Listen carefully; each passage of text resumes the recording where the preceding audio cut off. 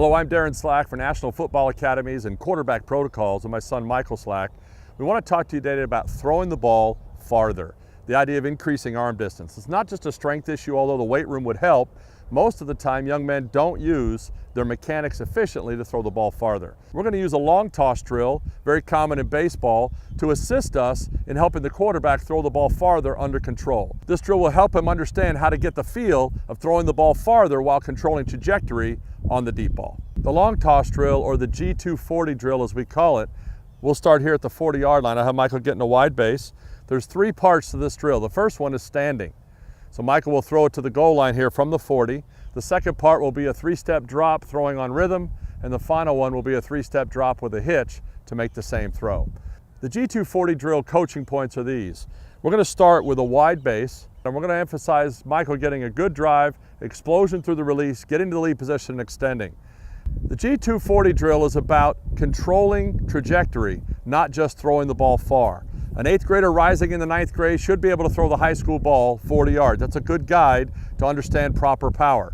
A high school sophomore should be able to throw that same 40-yard ball on a line. So the idea here today is to talk about generating force through trajectory control out to 40 yards.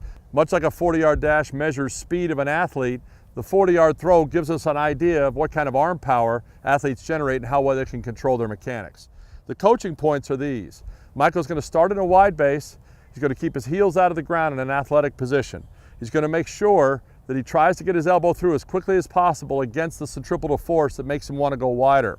He's got to get that elbow through to support the much needed extension to get the ball out properly, no matter what the trajectory is. A lot of young quarterbacks are going to want to try to lean back to throw the ball far or try to get it out there. If they can't throw at 40, start at 35, start at 30, even 25, just to get the feel for the trajectory we need.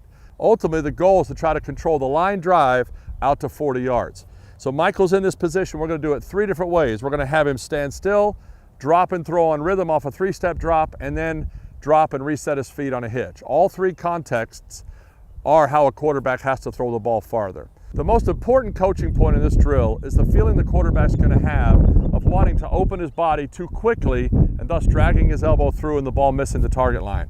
He has got to get his elbow through quickly into the hallway down the target line. The way to do that is to squeeze the core. At the moment, he's going to bring the arm forward.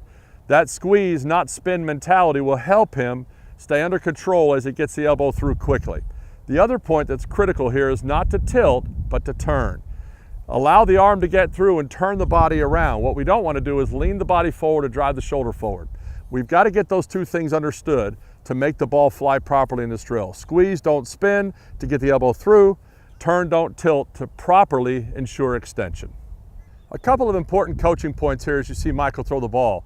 Number one, notice how his feet are active when he's standing still prepared to throw. We never want to throw from a flat-footed position or non-moving position.